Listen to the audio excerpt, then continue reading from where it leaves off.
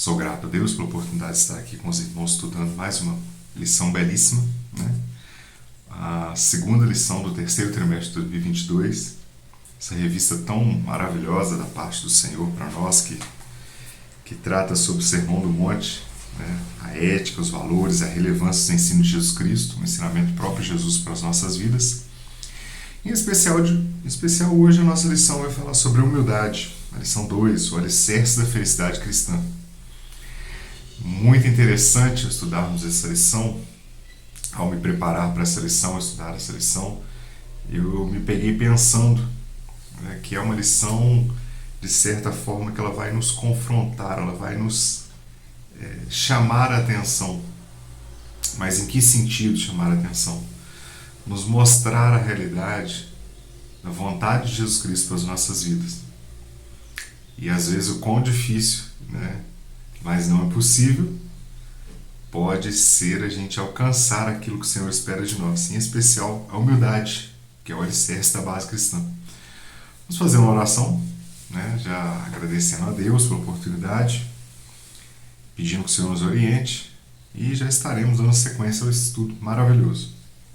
Amado eterno Deus, somos gratos nessa manhã por mais um dia de vida, de bênçãos. Somos gratos a Ti, ó Pai, porque o Senhor tem cuidado de nós poderosamente. Queremos neste momento, ó Pai, te pedir que o Senhor nos abençoe no estudo dessa lição maravilhosa para nos ensinar sobre humildade, e que nós possamos, ó Deus, aprender a Tua vontade, o Teu querer, e aprender assim como o Senhor nos deixou exemplo, a ser humildes e abençoados na Tua presença, né? Seguir o Seu exemplo e através desse estudo nessa manhã que as nossas mentes possam abrir e que esse estudo possa ficar gravado em nossa mente, em nosso coração, para que possamos seguir na Tua vontade. É o que nós pedimos, em nome de Jesus. Amém, Jesus. Bom, meus amados, eu quero já de antemão agradecer pela vida do nosso pastor Moisés, que nos deu essa oportunidade de estarmos aqui estudando essa lição. Também toda a equipe da EBD, né, Evangelista Elaine, que cuida dos vídeos depois, que faz a edição, que faz todo o preparo desses vídeos. Pastor Eli, nosso superintendente também da Escola Bíblica Dominical. E a todos os amados irmãos que amam, né, a Escola Bíblica Dominical. Que Deus continue abençoando poderosamente. Eu, como estava comentando, ao estudar essa lição ela nos confronta. Ela nos chama a atenção para algo que cada vez mais difícil nós encontrarmos nesse mundo. Ela nos destaca a necessidade de ir muitas das vezes na contramão do que o mundo está querendo, né? Da igreja ou das pessoas em geral. Falar de humildade nesses tempos, falar de ser humilde à luz da Bíblia, né? Chamando atenção para aquilo que o Senhor Jesus nos ensinou, muitas das vezes pode servir de confronto. E dando sequência a esse Sermão do Monte, nós vimos na lição de número 1, a lição de semana passada, um pouco da essência do sermão, um pouco de onde foi o possível lugar onde ele foi pregado, onde ele foi ensinado, o conteúdo principal. E logo para iniciar o Sermão do Monte, o Senhor Jesus ele já desperta a necessidade da humildade na vida do cristão. Então nós vamos nos deparar com um tema de extrema relevância que vai justamente nos confrontar a buscar ser aquilo que o Senhor Jesus espera de nós. A entender o propósito de Deus dentro desse conceito da humildade que Ele espera de nós, que Ele espera que nós venhamos a cumprir o seu propósito em nossas vidas. Bom, o texto está baseado em Mateus capítulo 5, versículo 3 e fala para nós o seguinte: Bem-aventurados pobres de espírito, porque deles é o reino dos céus. Já lá no terceiro tópico, segundo e terceiro tópico, nós vamos entender a visão, né, na linguagem original que foi escrita a palavra de Deus, desse conceito pobres de espírito. A gente vai estar aprofundando um pouco mais nesse contexto, entendendo um pouco mais esse propósito, tá? Jesus está falando ali sobre bem-aventurados seriam os pobres de espírito, né? Mas já de antemão, tentando entender um pouco, que uma das primeiras condições que Jesus coloca ao escrever o Sermão do Monte é que a pessoa precisava ser pobre de espírito. O que significa, a Bíblia do Estudo Pentecostal tem um comentário que ela diz para nós o seguinte: olha, significa reconhecermos que não temos qualquer autossuficiência espiritual. Não é ser pobre de espírito apenas uma forma de aparência, apenas, olha, eu sou humilde, olha, eu me visto com roupa simples, por exemplo, ou eu não sei falar direito, eu sou uma pessoa humilde. Não era nesse contexto que Jesus estava dizendo. Jesus aqui não estava chamando a atenção que a pessoa humilde era aquela que simplesmente, às vezes, não teve a oportunidade de cursar uma faculdade, de cursar um ensino médio, por exemplo, de avançar nos estudos. Não, nada disso. Aqui o pobre de espírito, ele significa reconhecermos, não termos qualquer autossuficiência espiritual. O pobre de espírito, ou a pessoa humilde, né, traduzindo um pouco mais para o nosso idioma, para o nosso contexto, ele chama a atenção de uma pessoa que ele reconhece, talvez o grande contexto, a grande palavra que dá sentido a isso é nós reconhecermos que nós não somos suficientes nós mesmos, que nós dependemos da vida do Espírito, do poder, da graça divinos para podermos herdar o reino dos céus. Então aqui quando Jesus chama a atenção que bem-aventurados são os pobres de espírito, ou seja, felizes são aqueles pobres de espírito, o que Jesus está querendo dizer, que deles é o reino dos céus, é que a pessoa que não for humilde, não for dependente da graça de Deus, ela não vai herdar os céus. Nós temos uma passagem bíblica, Efésios capítulo 2, versículo 8, que nos chama a atenção que a salvação ela não veio dos nossos próprios méritos. A salvação ela não vem do nosso próprio esforço. A salvação ela não vem de uma ação de obras. Não, mas a salvação ela vem por meio da graça, que é o favor imerecido. A graça alcançada somente em Jesus Cristo. Então, mostra, fazendo uma conexão desses dois textos, Jesus aqui está querendo dizer que a pessoa precisa ser humilde e reconhecer que, na verdade, ele é totalmente dependente de Deus. Que, na verdade, só herdaremos o reino dos céus quando formos totalmente dependentes de Deus. Que nós possamos, nessa manhã, entender que esse confronto que a palavra nos traz, que esse alerta que a palavra nos traz, não é para ter aparência de humilde. Nós vamos ver isso ao longo do texto, ao longo do estudo, que os fariseus faziam isso nos tempos de Jesus. Tinha aparência, né? Muitas vezes as pessoas olhavam para eles e diziam, eram religiosos, eram pessoas bem quistas na sociedade, né? Pessoas bem-sucedidas, talvez, pessoas que chamavam a atenção na sociedade, as pessoas olhavam para ele, olha, são os religiosos, vamos entender o que ele diz. Quando, na verdade, Jesus ele vai na contramão e ele diz, bem-aventurado são os pobres de espírito, são os humildes, porque eles herdarão o reino dos céus. Bom, a verdade aplicada chama a atenção que humildade é reconhecer que nada somos ou temos, que dependemos inteiramente de Deus. Nós temos que ter essa consciência que nós não somos nada em nós mesmos, mas nós dependemos inteiramente, exclusivamente de Deus. Se o Senhor não estivesse na nossa vida, nós não teríamos condições nem mesmo de avançar, não teríamos nem vida em nós mesmos. É interessante, lá em 2 Coríntios capítulo 12, versículo 9, o Senhor Deus, falando ao apóstolo Paulo, ele diz para Paulo o seguinte, olha, quando Paulo pede a Deus que o tire o espinho que ele estava na carne, um sofrimento, o Senhor Jesus, Deus responde para Paulo o seguinte, olha, a minha graça te basta, porque o meu poder se aperfeiçoa na fraqueza. E aí Paulo respondendo o seguinte, Paulo completa dizendo, olha, de boa vontade, pois, me gloriarei nas minhas fraquezas, para que em mim habite o poder de Cristo. Ou seja, Paulo reconhecia que nas suas fraquezas, nas suas limitações, existia a ação do poder do Espírito sobre a vida dele. A ação de Cristo. Bom, os objetivos da lição é entender, primeiro, o conceito de felicidade. Segundo, ensinar que a Bíblia fala, o que a Bíblia fala sobre pobreza de espírito. Então nós vamos entender o que é o conceito de felicidade à luz da Bíblia. Segundo, entender quando ela fala pobre de espírito, o que significa. E terceiro, e mais importante talvez, mostrar como Jesus, nosso exemplo, mostrar Jesus como nosso exemplo de humildade. Entender que é possível seguir os passos do Mestre. Entender que é possível se esforçar para seguir os passos do Mestre. Bom, texto de referência está em Provérbios capítulo 16, né? Versículo 17 ao 21, que fala para nós o seguinte: o alto caminho dos retos é desviar-se do mal. O que guarda o seu caminho preserva a sua alma.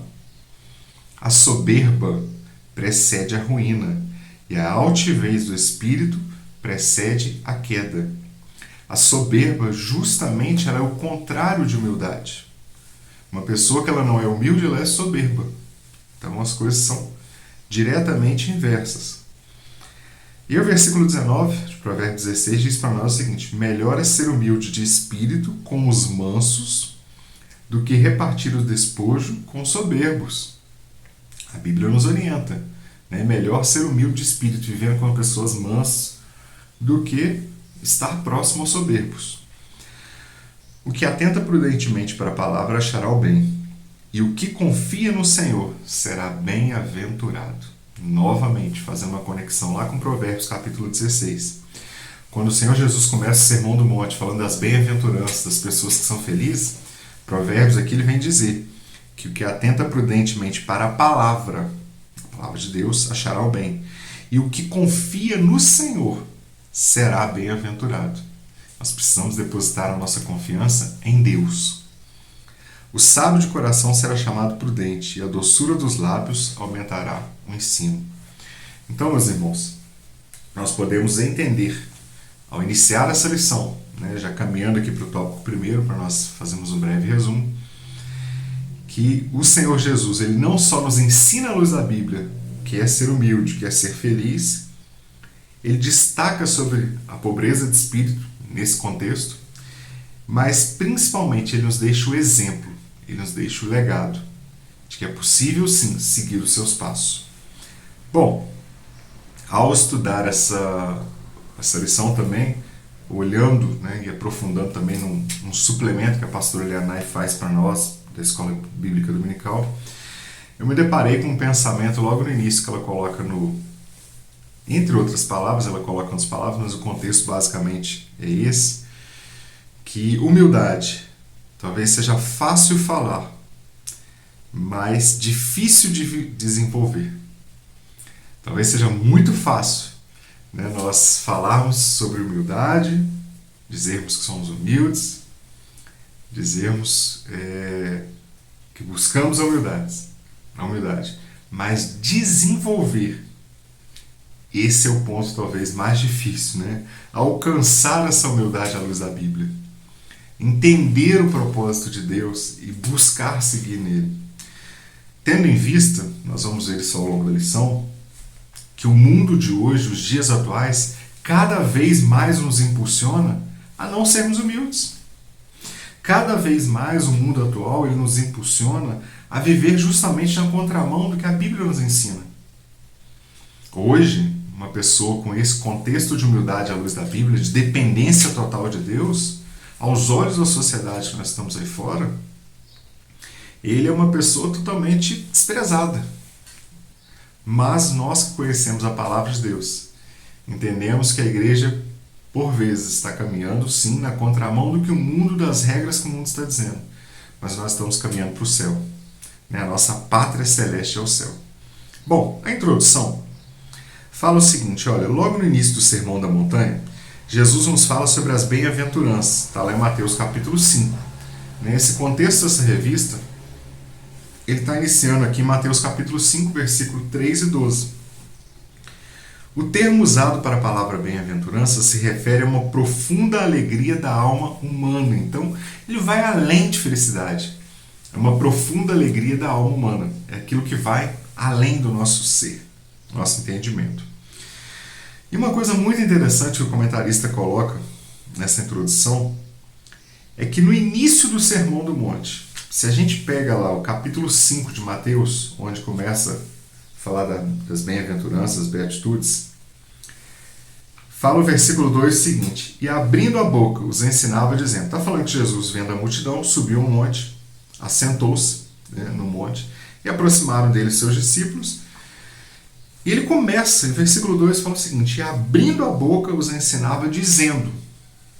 Versículo 3, que é justamente o ponto dessa lição de hoje: bem-aventurados os pobres de espírito, porque deles é o reino dos céus. Então, o primeiro ponto abordado por Jesus no Sermão do Monte, o primeiro ponto abordado por Jesus nos seus ensinos, no início do Sermão do Monte, é justamente falar sobre humildade. Antes de Jesus chamar a atenção para várias outras bem-aventuranças, falar sobre os mansos, sobre os que choram, sobre aqueles que têm fome e sede de justiça, sobre os misericordiosos, antes de falar sobre todos os demais pontos, o primeiro ponto abordado por Jesus, ele destaca que bem-aventurado são os pobres de espírito, ou os humildes, porque deles é o reino dos céus. O que Jesus está querendo nos chamar a atenção nesse momento? Jesus está chamando a atenção que, primeiro, precisa ser humilde. Para herdar o reino dos céus, para herdar as outras bem-aventuranças, para alcançar as outras bem-aventuranças, primeiro precisa ser humilde. E a gente pode se perguntar, mas por que Jesus inicia o seu sermão falando sobre humildade?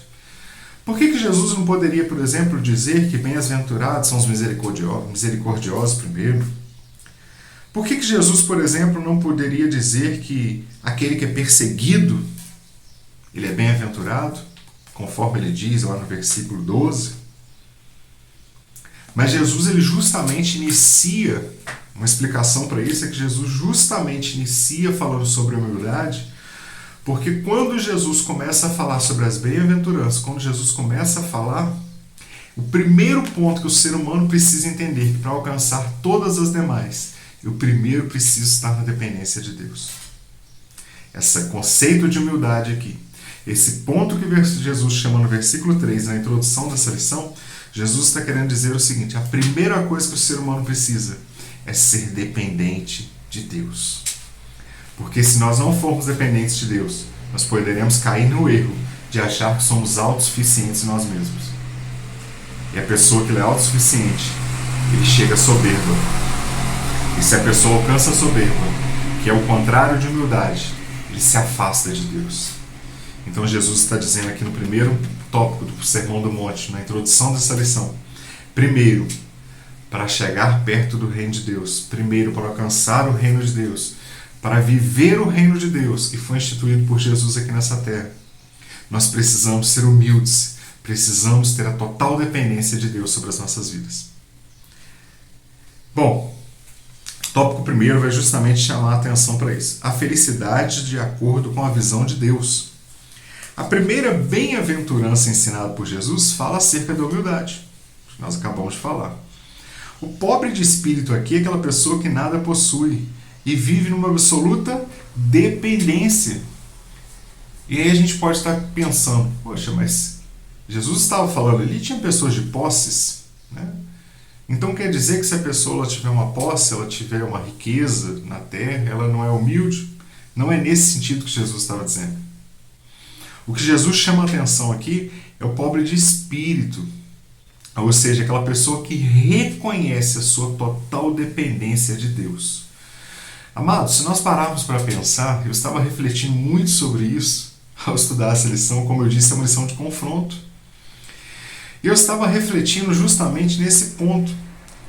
Quando a Bíblia fala da brevidade da vida, quando a Bíblia nos fala que a vida é como um conto ligeiro, um vapor que some e desaparece, a fragilidade da vida humana.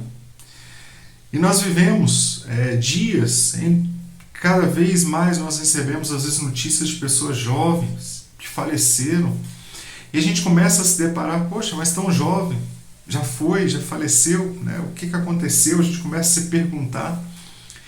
E a Bíblia nos confronta, a nos chamar a atenção que a nossa vida não nos pertence. Se nós olharmos por essa ótica, nós vamos entender o que Jesus está querendo dizer aqui da nossa total dependência de Deus. A nossa vida ela passa muito rápido. Aqui a questão não está confrontando a pessoa ser pobre financeiramente ou não, mas justamente o ponto da pessoa estar na dependência de Deus. Bom, versículo 1.1 fala: o que pode ser a felicidade para algumas pessoas? Primeiro, numa visão humana. O comentarista ele separa um pouco o tópico 1.1 sobre a visão humana, depois ele vai falar sobre a visão de Deus, e destaca no 1.3 onde nós podemos encontrar essa felicidade. Primeiro, a psicologia ensina que a felicidade é o estado emocional de uma pessoa feliz. São vários contextos, né? A psicologia ela traz várias, talvez, explicações sobre o estado emocional que a pessoa se encontra para se dizer que ela é feliz. É a sensação de bem-estar. Um dos conceitos é esse. A satisfação que experimentamos quando atingimos nossos objetivos. Estão vendo como isso é uma ótica muito humana? Então eu estou feliz porque alcancei um objetivo. Estou feliz porque alcancei determinada coisa. Eu me esforcei para, por exemplo, trabalhei para conquistar uma casa própria e agora estou feliz porque eu conquistei. É um estado de espírito.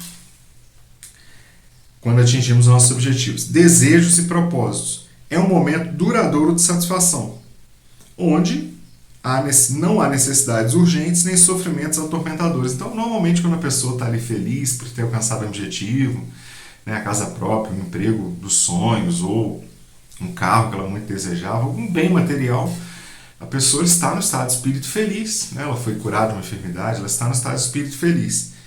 E inicialmente pode ser até duradouro, né? Mas não eterno. A gente vai ver isso no ponto 2. Na visão humana, me chama a atenção olhando por essa ótica, porque pode ser por um tempo duradouro, mas de certa forma ela é temporária. Para muitos, a felicidade é um estado subjetivo. Cada pessoa experimenta de uma maneira diferente. Justamente o que a psicologia vem trazer? Que é um estado de espírito, é uma questão às vezes momentânea, uma sensação de bem-estar.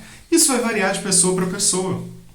Tem gente que ao conquistar um objetivo, né, um título, um estudo, um diploma, a felicidade por aquela conquista dele vai durar mais tempo do que às vezes para uma outra pessoa que já tem vários títulos, vários diplomas e que é apenas mais um na vida dele. Às vezes uma pessoa que, por exemplo, tem muitas posses, ele conquista um novo bem, aquilo é apenas mais um na sua vida. Não vai fazer um impacto tão grande, uma felicidade tão momentânea. Ela pode ser causada por coisas ou situações diferentes, dependendo do significado de cada pessoa dá ela. Então, numa visão humana, para a gente resumir esse 1.1, a felicidade ela pode ser subjetiva, ela pode ser temporária e vai variar de pessoa para pessoa. Porque às vezes uma conquista para uma pessoa é muito importante, vai impactar totalmente sua vida, para outra pessoa que não vai fazer diferença. Ela já tem aquelas outras conquistas. Por fim, a felicidade pode ser um estado duradouro, mas também expirar. Então aqui nós podemos entender que a felicidade ela pode ser duradoura, mas ela também pode ter um fim. Numa visão humana, pensando apenas em conquistas humanas, eu posso afirmar, sem sombra de dúvidas, que apenas humanamente essa felicidade ela é limitada. Olhando apenas pela ótica do 1.1, conquistas humanas, objetivos humanos, essa felicidade é limitada. A felicidade pode significar muitas coisas, desde a conquista de algo, um estado de paz. Para Deus, a pessoa feliz é aquela que reconhece que nada tem e que em tudo depende da sua graça. Olha que interessante, olha que contraposição. Olha que conflito, né? Podemos até chamar dessa forma. Numa visão humana, a felicidade é a segurança, muitas vezes, das suas conquistas. Para muitas pessoas, ser feliz, temporariamente, podemos dizer assim, é ter um bom emprego, uma boa casa, um bom carro. Só que essa felicidade sem Jesus, ela é temporária. Ela passa rápido. Se nós abrirmos noticiários hoje, nós vamos nos deparar e ficar espantados. Quantas pessoas que aparentemente, numa visão humana, têm de tudo para ser feliz, estão cometendo suicídio, estão querendo dar fim à própria vida. Por quê? Não alcançaram a plenitude dessa felicidade.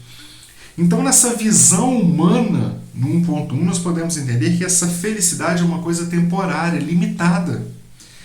E o comentarista coloca aqui dizendo que para Deus a pessoa feliz é aquela que reconhece que nada tem. Olha que contraposição, né? Aos olhos humanos, ser feliz é ter, é conquistar. Mas para Deus é diferente. O comentarista finaliza esse tópico com um ponto 1 dizendo que para Deus a pessoa feliz é aquela que reconhece, eu preciso reconhecer que eu nada tenho. Mas aí a pessoa pode estar pensando, poxa, mas minha conta bancária ela está bastada, eu tenho uma boa situação, eu tenho uma boa condição financeira, eu tenho bons recursos, mas justamente nada disso pode completar com uma felicidade que seja permanente. Né? Porque se nós não formos dependentes da graça de Deus, qualquer conquista, qualquer objetivo alcançado, ele vai ser meramente temporário. Mas com Jesus é diferente, nós vamos alcançar a eternidade. Com Jesus nós vamos alcançar a sua graça de forma eterna. O suplemento professor coloca aqui para nós que bem-aventurados, né? A palavra no grego bem-aventurados, em cada uma das bem-aventuranças é Macários. Ela descreve uma alegria autossuficiente, que possui em si mesmo o segredo da sua própria irradiação. Uma alegria serena, intocável e autônoma, que não é afetada pelas diferentes circunstâncias da vida. Completando esse tópico primeiro, esse tópico 1.1, nós podemos entender que a alegria temporária ela é afetada. Ela sofre variações. A pessoa hoje está feliz, amanhã ela está triste, ela conquistou, ela tem, e muitas das vezes a realidade humana é essa: quanto a pessoa mais tem, mais ela quer, mais ela precisa. Nós conhecemos pessoas que muitas vezes trabalham, às vezes você pergunta por que você trabalha tanto, por que você não tem um tempo de lazer com a família, não, eu preciso conquistar, eu estou no momento de conquistar, eu preciso crescer, conquistar.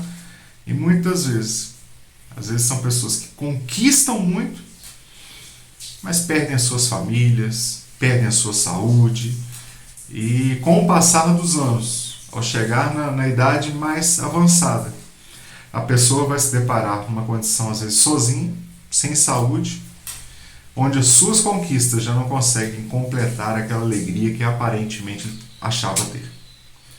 Então, buscar alegria sem Jesus é perda de tempo. Tentar alcançar a felicidade, ser bem-aventurado distante de Jesus, é impossível. Não é só perda de tempo, mas é impossível ser alcançado. Enquanto a felicidade humana depende das ocasiões e circunstâncias cambiantes da existência, algo que a vida pode dar ou tirar, a bem-aventurança cristã está livre de qualquer risco ou ardil. Porque a bem-aventurança cristã, Jesus, quando ele fala que bem-aventurados são os pobres de espírito, que eles herdarão o reino dos céus, Jesus está querendo dizer o seguinte, que a nossa felicidade, quando ela está pautada em Deus, a gente não está com os olhos apenas nessa terra. Os nossos olhos, o nosso objetivo está no céu. O nosso objetivo é alcançar o céu. Então a nossa felicidade não está pautada em uma vida passageira, mas em uma vida eterna com Cristo.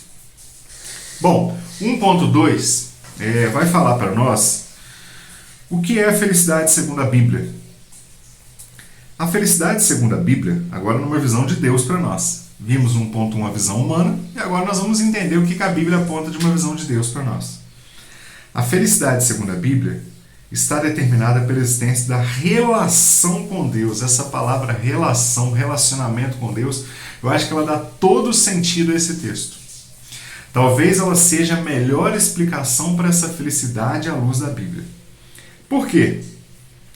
A existência da relação com Deus por meio da fé e da obediência. 2 pilares para alcançar esse relacionamento com Deus. Primeiro é fé. A Bíblia fala que sem fé é impossível agradar a Deus. Hebreus capítulo 11, versículo 1, chama a atenção que a fé é aquilo que a gente não está vendo, mas é o firme fundamento daquilo que a gente está acreditando. Eu posso não estar vendo, mas eu acredito. Eu creio no Deus que eu sirvo. A minha fé está depositada em Jesus e Ele não vai me desamparar. Esse é um fundamento. E a obediência.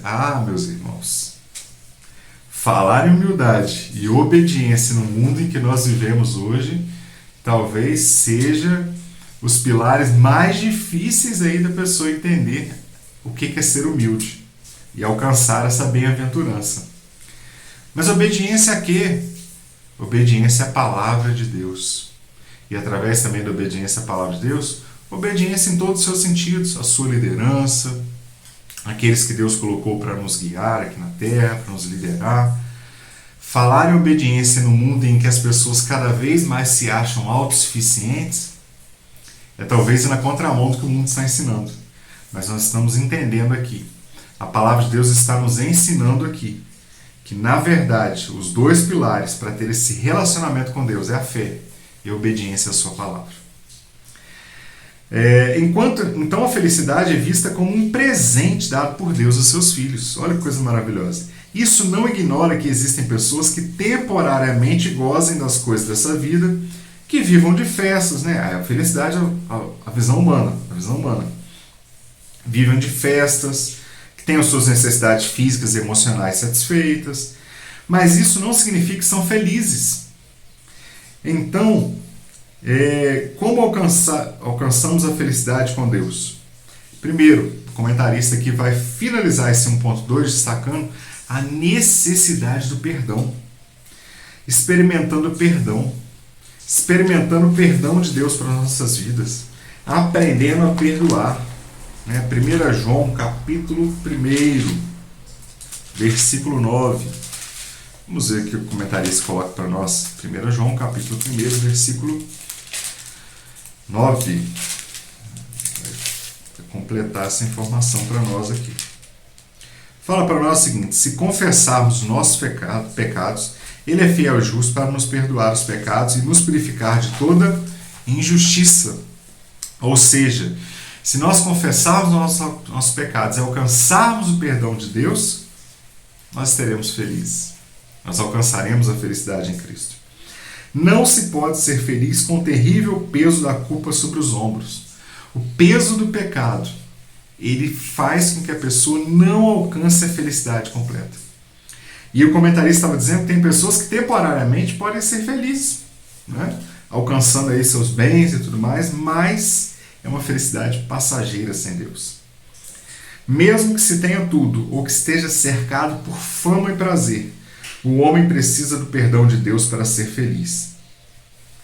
Lá em Salmo, capítulo 32, versículo 1, versículo 2, vai justamente completar esse entendimento para nós. Deixa eu pegar aqui Salmo, capítulo 32, versículo 1, versículo 2. Para a gente entender a ilustração que o salmista fala. A palavra de Deus diz assim: bem-aventurado aquele cuja transgressão é perdoada e cujo pecado é coberto. Bem-aventurado um homem a quem o Senhor não imputa maldade, em cujo espírito não há engano. E a parte A do versículo 3 fala para nós o seguinte: enquanto eu me calei, envelheceram os meus ossos.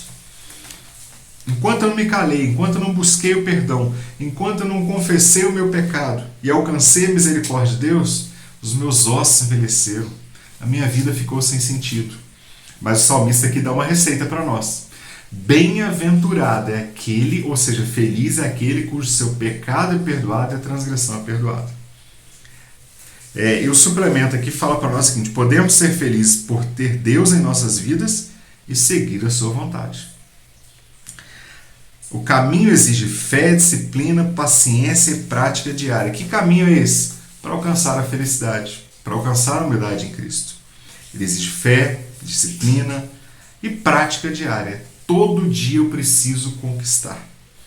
A verdadeira felicidade engloba a salvação e a boa notícia é que existe um lugar onde a felicidade será total e perfeita. E nunca mais haverá escassez, morte ou doença.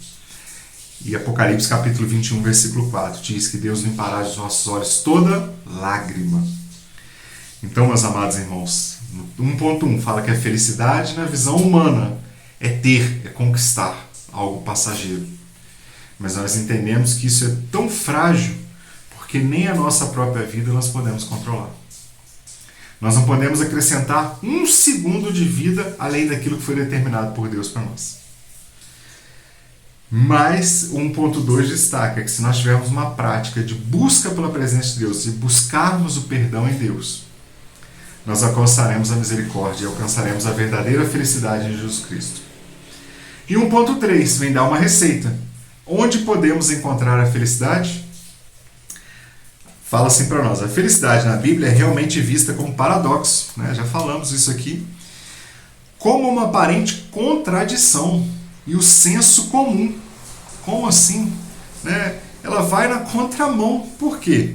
Mateus capítulo 5, versículo 44 ao versículo 48, ele chama a atenção, olha só que interessante, o que Jesus está nos ensinando?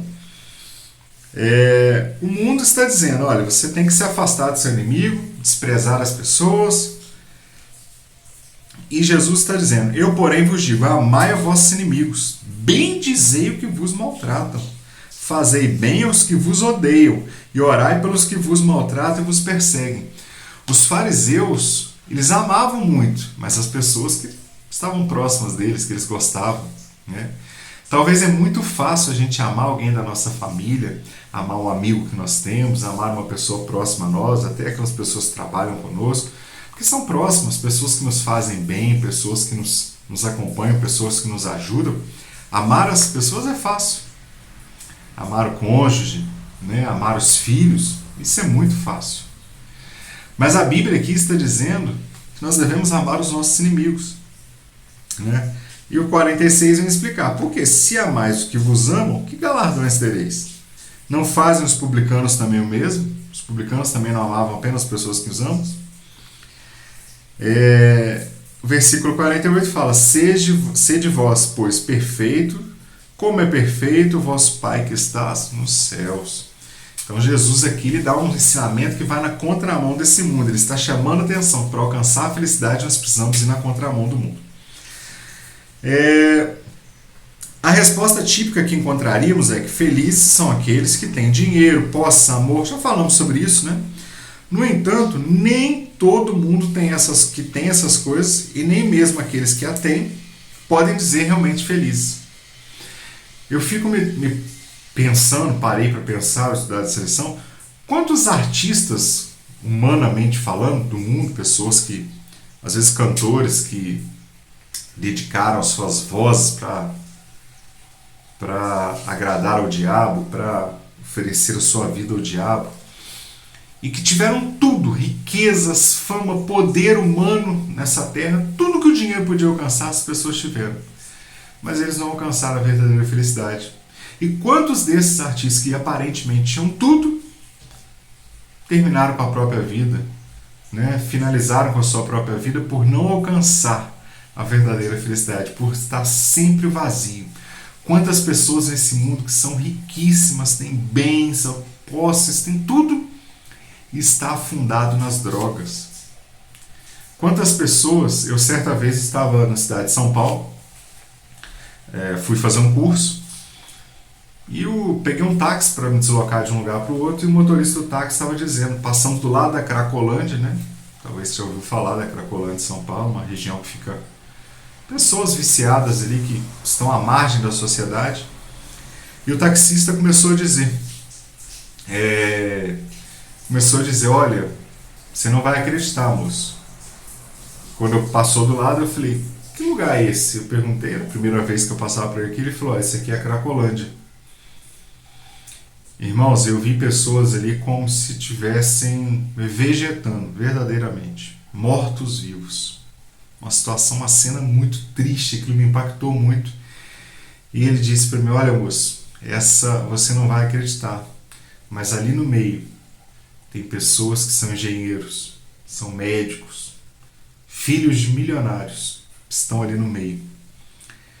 E justamente se afundaram num caminho de droga, estão aqui vegetando nas ruas. E aí eu comecei a refletir sobre isso e a pensar que a felicidade, longe de Jesus, ela não é felicidade, ela é temporária. E essa lição justamente vem nos chamar isso. E ao olhar aquela cena, várias pessoas que ali poderiam ter tudo nas suas vidas, mas não tinham Jesus, que era o principal, estavam afundados na droga.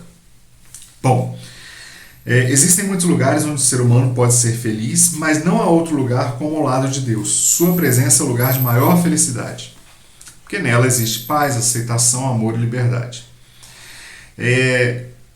Então ele se torna o meio e o objetivo final da nossa felicidade. O salmista, no Salmo 73, é um salmo muito interessante, porque o salmista começa até a entrar num paradoxo mesmo, né?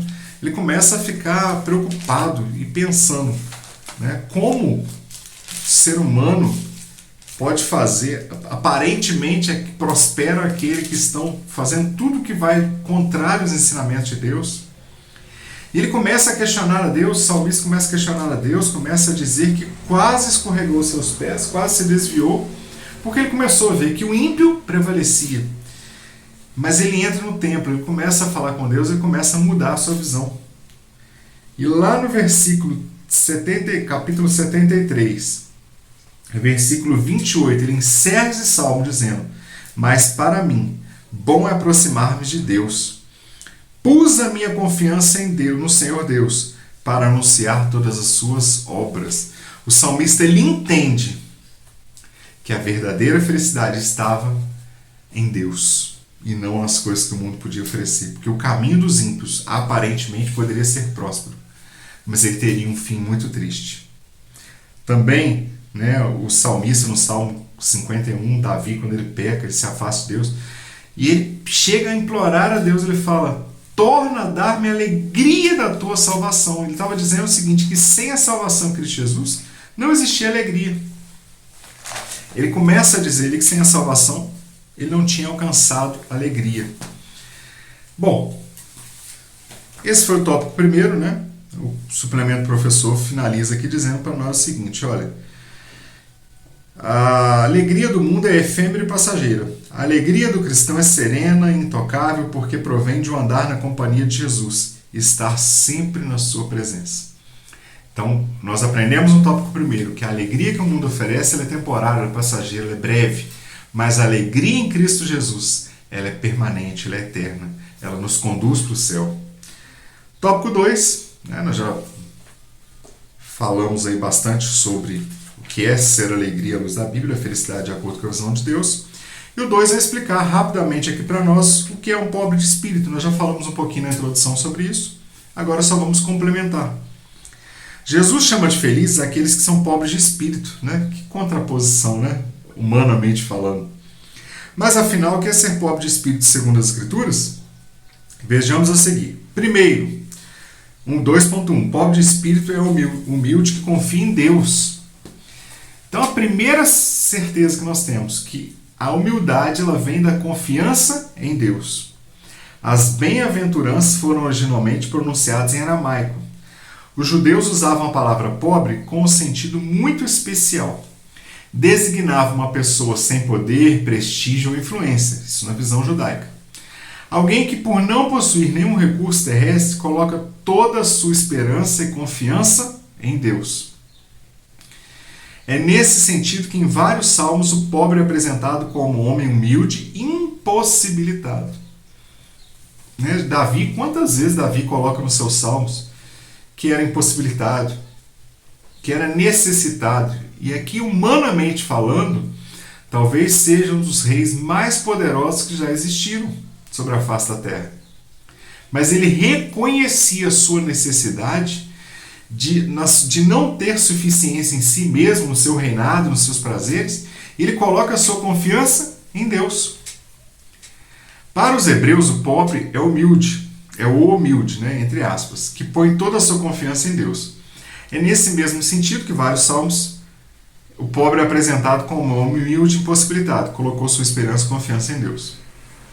Segundo Barclay, o homem bendito e feliz é aquele que tomou consciência da sua total necessidade e depositou a sua confiança toda em Deus. Então o comentarista aqui explica para nós que esse pobre de espírito, na visão bíblica, não é só a pessoa pobre de bens materiais, mas é aquela pessoa que confia em Deus. Então ser pobre de espírito, irmão, não é ser uma pessoa que não tenha riquezas, mas ser pobre de espírito é reconhecer que eu não sou nada sem Deus. É reconhecer que a minha confiança e a minha dependência precisa estar pautada em Deus e não nas minhas próprias riquezas. O Salmo 73, já falamos sobre isso. Abacuque também, o profeta Abacuque, é muito interessante quando nós lemos o livro de Abacuque. No capítulo 1, Abacuque começa também, assim como o salmista no Salmo 73, a questionar um pouco, não é questionar a Deus, mas a perguntar para Deus por que o ímpio prevalecia, até quando, Senhor? E quando chega no capítulo 2, versículo 4 de Abacuque, o profeta ele fala, ele entende o propósito de Deus. E ele fala que o justo viverá da fé. E ele entende que o justo, que a felicidade do justo estava pautada na fé em Deus. E não naqueles benesses humanos, não naquilo que o homem poderia conquistar. Somente quando nos apegamos a confiar em Deus, começamos a ver o mundo de uma maneira diferente. Você que está me ouvindo nessa manhã, você tendo posses ou não, sendo rico ou pobre, independente, a sua verdadeira felicidade precisa estar pautada em Deus. Na visão divina, pobre de espírito é aquele que esvazia de si mesmo. Nós vimos no comentário da Bíblia Estudo Pentecostal, no início dessa lição, que pobre de espírito é aquela pessoa que tem a total dependência em Deus. 2.2. O pobre de espírito, o pobre é aquele que está vazio de si mesmo, completando a informação que nós já acabamos de ler, né? Ao dizer bem-aventurados pobres de espírito, Jesus estava confrontando a forma incorreta dos ensinamentos dos fariseus e mestres da lei. Então os fariseus eram orgulhosos ao extremo, se consideravam justos, de que nada necessitavam. Os fariseus eles iam para o templo e oravam em alta voz, gritavam: Senhor, porque eu sou mais justo. Senhor, porque eu faço jejum tantas vezes por dia. Senhor, porque eu jejuo mais que esses, eu sou melhor do que esse. E Jesus está vindo aqui justamente combater essa falsa religião que acontecia naqueles dias, acontece nos dias de hoje também. Jesus estava apenas indo em contraponto, né, dizendo: não é isso que é ser humilde, não é dizer que é ser humilde, mas precisa demonstrar, é ter atitude, não apenas falar. Porque aquele mesmo fariseu que batia no peito, orava nos templos, que usava as belas roupas e tudo mais, ele desprezava o pobre, ele desprezava a viúva. Ele desprezava aquelas pessoas mais necessitadas. Ele passava ao longo. Na parábola do bom samaritano nós podemos ver um pouco isso. Várias pessoas, vários sacerdotes, várias pessoas ali talvez de posse, viam ali a pessoa que havia sido atacada, atingida, sofrendo, ele passava longe. Nós tivemos um estudo de Ezequiel também, quando falava sobre os falsos pastores, aquelas pessoas que desprezavam o rebanho, aquelas pessoas que queriam apenas a gordura, ou seja, os benefícios da ovelha, mas não se preocupava de fato com a ovelha. A pessoa que se caracteriza, a expressão pobre de espírito está em oposição ao orgulho espiritual, ou seja, está ao contrário ao orgulho espiritual. A pessoa que se caracteriza por orgulho espiritual não receberá de Deus coisa alguma. A bênção de Deus não pode descer sobre ela, porque o orgulho não serve de alicerce para a justiça. O orgulho do espiritual não é demonstração de santidade, mas de pecaminosidade. Sendo assim, jamais poderá produzir felicidade. Então, meus amados irmãos, o orgulho espiritual, a soberba, ela é justamente o oposto da humildade, justamente o oposto de ser pobre de espírito, oposto daquilo que a Bíblia nos ensina. E aqui no suplemento o professor fala que Jesus está nos convidando a sermos espiritualmente dependentes de Deus. O comentarista coloca algo muito interessante aqui no suplemento. Hoje, nos dias atuais, nós vemos tantos líderes, coaches, tantos ensinamentos dessa forma.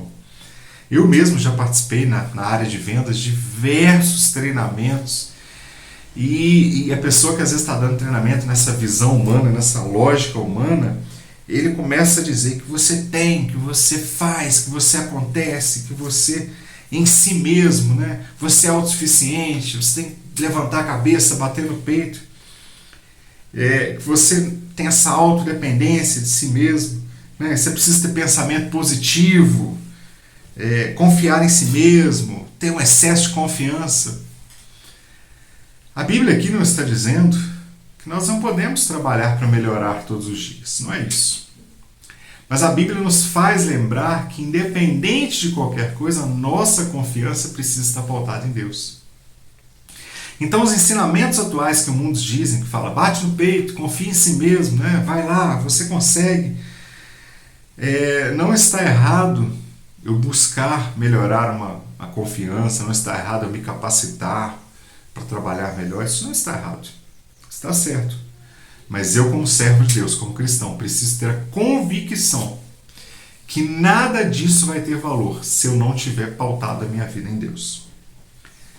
E não o excesso, o mundo diz, né, que confiar em si mesmo, excesso de autoconfiança, e não no Senhor e na graça que Ele nos oferece. Ou seja, cada vez mais o mundo nos impulsiona a ser individualistas. Acredite somente em você, no seu potencial. Acredite naquilo que você pode. E a Bíblia está nos dizendo, seja humilde, dependa do Senhor, confie no Senhor, faça a sua parte sim, mas acreditando que Deus está no controle de todas as coisas. E é essa visão que nós precisamos ter. Não está dizendo aqui que eu não possa me esforçar para estudar, para ser uma pessoa que precisa talvez crescer na profissão, não é isso.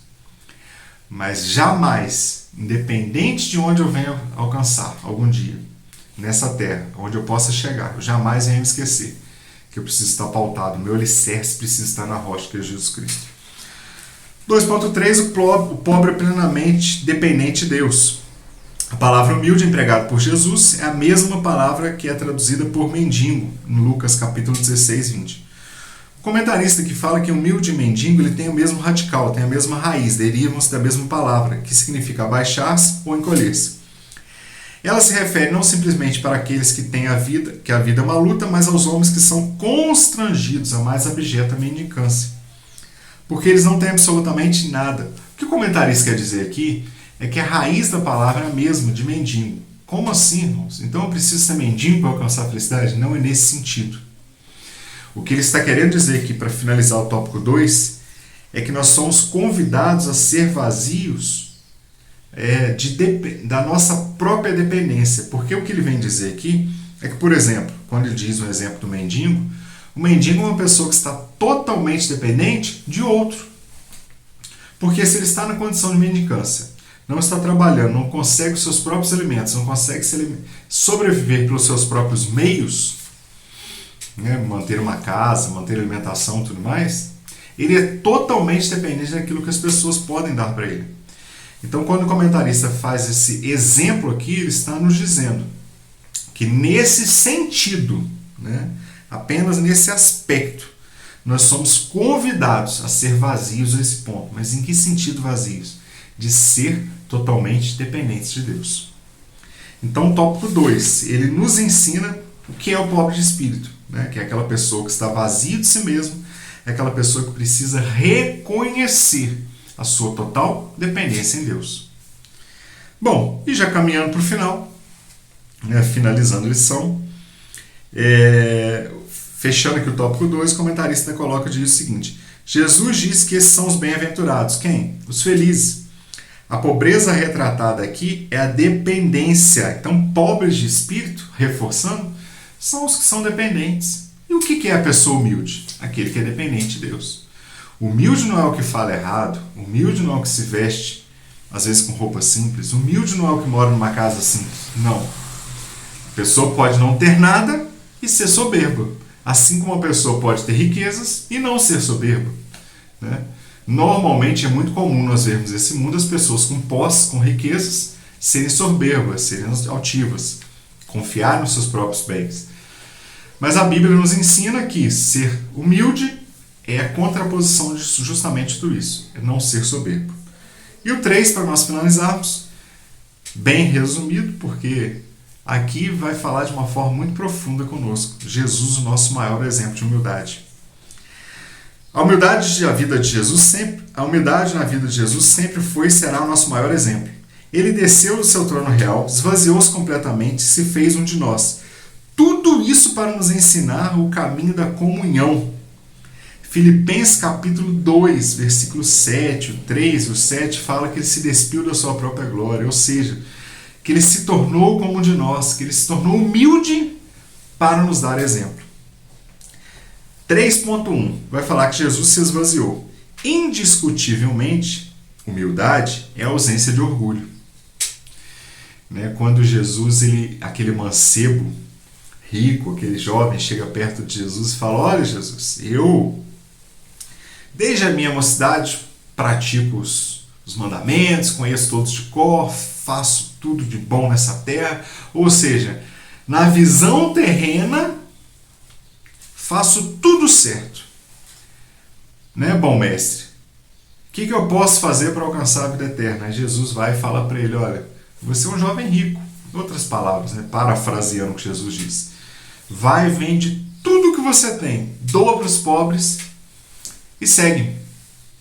Aquele jovem baixou a cabeça, saiu de perto e ele voltou triste para sua casa. Por quê? O seu coração estava preso nas coisas materiais. O seu coração estava preso no dinheiro. E Jesus sabia disso. Jesus estava querendo dizer para ele ali o seguinte: não adianta somente praticar os mandamentos, não adianta somente praticar bons atos, boas coisas. É necessário ter o coração voltado para Deus.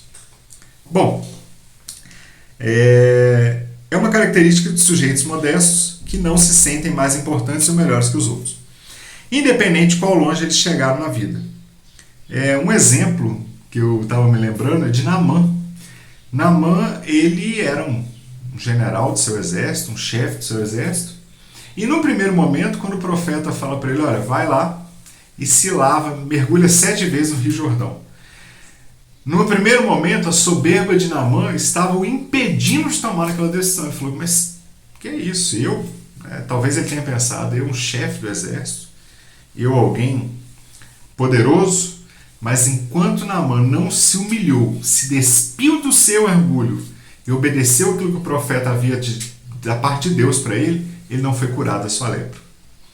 Um outro exemplo muito clássico que nós temos na Bíblia é Nabucodonosor, que no meio da sua altivez, ele foi acometido por uma loucura, e virou como se fosse um animal do campo. Teve que pastar, viver 7 anos pastando. Enquanto ele não reconheceu no seu coração a grandeza de Deus e se esvaziou do seu orgulho, ele não teve seu trono restituído. Então, humildade não é um conceito, é um comportamento, um modo de ser, um modo de vida. A humildade é uma das virtudes mais nobres do espírito humano. Os seres que não têm humildade carecem de base essencial para o progresso certo. As mais belas qualidades, sem humildade, representam o mesmo que um corpo que não tem alma. Olha a profundidade disso. A pessoa pode ter várias qualidades, mas se ele não for humilde, é como se fosse um corpo que não tem alma. Às vezes nós lidando no trabalho com alguns empresários, e tem pessoas, meus irmãos, que a gente não tinha nem prazer de estar convivendo, porque eram pessoas que tinham várias qualidades, eram fantásticos como profissionais, mas uma soberba que assim nos causava até uma certa repulsa, nos causava até uma certa distanciamento, apesar da Bíblia nos ensinar que nós devemos amar essas pessoas também.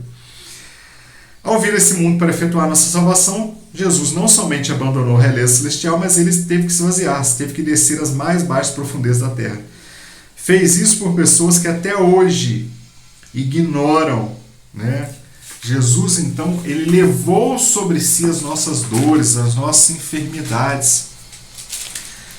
E ele amou não só aqueles que o amam hoje, mas ele amou também aquelas pessoas que o desprezam. O versículo 4 do capítulo 53 de Isaías fala que verdadeiramente ele tomou sobre si as nossas enfermidades e levou sobre si as nossas dores. O versículo 7 fala: ele foi oprimido, mas não abriu a boca. Como um cordeiro foi levado ao matador e como uma ovelha muda perante seus tosqueadores, ele não abriu a boca. Ele foi humilde, ele foi mudo. Como uma ovelha muda ao matador, Jesus foi assim até o final, por amor a nós. A humildade olha que profundidade o comentarista coloca para nós aqui. A humildade nos torna humanos, pois consiste em estar ciente das nossas limitações e insuficiências. Humildade é a sabedoria de quem somos. Pessoas humildes não se orgulham dos seus sucessos. Praticar humildade é um exercício diário que se move com a responsabilidade de fazer bem as coisas. 3.2, tá lá baseado em João capítulo 13, versículo do 1 ao 13, depois você pode ler na sua casa, muito interessante esse texto, do 1 ao 15, perdão. Jesus lavou os pés de seus discípulos. Jesus não somente ensinou acerca da humildade, sua vida espelhava. Ele é o melhor e perfeito exemplo. Uma das grandes lições ele nos deu quando diante de seus discípulos tirou a sua capa de mestre e começou a lavar os seus pés empoeirados e sujos de cada um deles. Até mesmo os pés de Judas ele lavou. Ali ele estava dando uma aula prática de humildade. Imagina, meus irmãos, o mestre, o rei dos reis, senhor dos senhores, ele ali, humanamente, despiu-se da sua capa de mestre, se cingiu com uma toalha, pegou uma bacia e começou a lavar os pés empoeirados dos discípulos. Ele era o maior de todos, mas aquele ato dizia que todos ali eram preciosos e iguais para eles. Lavar os pés era a tarefa menor de todos. Essa não era a sua tarefa, mas ele fez isso para demonstrar aos seus discípulos que deveriam seguir o seu exemplo. É interessante que naquela época, para os judeus, isso era uma ofensa quase lavar os pés das pessoas. Era um ato que a pessoa dizia quando ele estava lavando os pés de um visitante, que a pessoa podia se sentir confortável na sua casa, podia ser bem recebida. Mas normalmente essa tarefa não era nem executada por um escravo judeu. A pastora Eliané colocou no seu suplemento um estudo que nem pelo escravo judeu essa tarefa era executada. Normalmente era executada por crianças e escravos gentios, ou por mulheres, que eram também desprezados naquele momento da sociedade. Tão humilhante era aquela tarefa, mas Jesus, se despindo da sua glória, ele ali naquele momento, ele veste-se com uma capa de humildade e ele vai ensinar aos seus discípulos que era necessário ser, talvez, vestido como empregado da casa, lavando os pés daqueles que até mesmo mais tarde o abandonariam. Então Jesus mostrou que a humildade é servir até mesmo aquele que amanhã vai te decepcionar. Humildade não é servir aquele que nós amamos, mas humildade é servir também aquele que no futuro pode vir a nos decepcionar. 3.3, finalizando essa bela lição, Jesus nos deixou um legado de humildade. Se lermos os evangelhos com atenção, podemos compreender muito claramente que em Jesus, Deus não é apresentado como aquele que iria de imediato libertar do jugo romano e restabelecer o reino davídico. Os judeus, no capítulo 1 de João, a Bíblia fala que ele veio para aqueles que eram seus, mas os seus não aceitaram, não receberam. Por quê? O povo naquele momento, o judeu, ele queria um rei que fosse um rei humano, vestido com uma capa de glória, com uma espada na mão, destituindo o governo romano. E Jesus ele entra em Jerusalém montado no jumentinho, com roupa simples, no meio de pessoas simples, convivendo com pessoas simples. E aí o que Jesus estava dizendo? Deus não é apresentado como aquele que queria de imediato liberar o jugo humano e restabelecer o reino davídico, como pensavam os israelitas. E como eles esperavam que em seu enviado fosse. Em Jesus, Deus revela o padrão da cidadania do reino, que estava chegando para que pudéssemos espelhar. Em Mateus capítulo 11, 29 e João capítulo 13 nós aprendemos sobre isso. A bênção de Deus, segundo Jesus, não era para os que reclamavam seus direitos de superioridade espiritual e as riquezas do reino dos céus. Se oferece somente para aqueles que sabem que dependem inteiramente de Deus. No reino de Deus, ninguém passa à frente na fila por ser melhor que o outro. As bênçãos de Deus não se conquistam por um esforço pessoal ou por merecimento. Elas só podem ser recebidas por graça. E aí, para finalizar essa lição, o comentarista diz aqui o seguinte: ele diz que o gozo divino, a felicidade celestial, se derrama unicamente sobre os que sabem que são pobres de espírito. Então é pela graça de Deus que nós alcançamos a felicidade.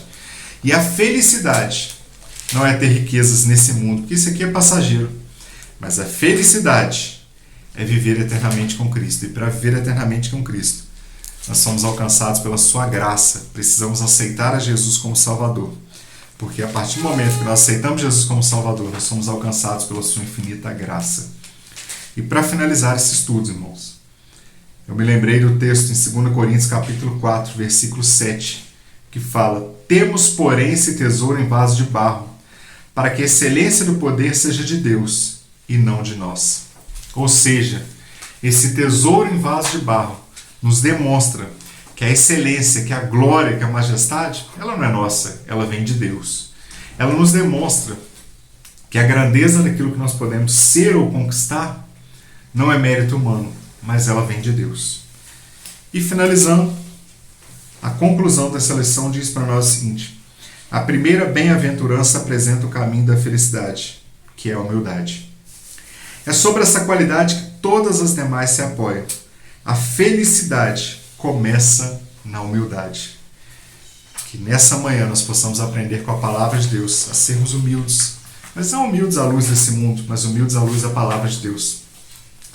Nós possamos reconhecer a nossa total dependência de Deus nas nossas vidas. Nós possamos entender que não somos suficientes nós mesmos, mas que somos dependentes e carentes da graça de Deus sobre nós. Que Deus em Cristo Jesus te abençoe e que o Espírito Santo complete no seu coração aquilo que porventura tenha sido insuficiente nessa manhã e que através dessa lição, meus amados, isso possa ficar gravado no nosso coração. E como o comentarista disse nessa lição, que a humildade nos lembra que nós somos humanos, dependentes. A humildade nos torna humanos, pois consiste em estar cientes das nossas limitações e das nossas insuficiências. Que Deus te abençoe, que você tenha um dia abençoado na presença do Senhor, uma semana abençoada, que a sua casa, a sua família sejam abençoados. E que você possa, assim como eu, estar aprendendo também, né, que eu também preciso, não assim como eu, no sentido de já ter alcançado, mas no sentido de ser confrontado com essa lição nessa manhã, de estar aprendendo a caminhar na humildade daquilo que o Senhor nos ensinou. Que Deus te abençoe e que você tenha uma semana abençoada em Cristo Jesus. A paz do Senhor Jesus.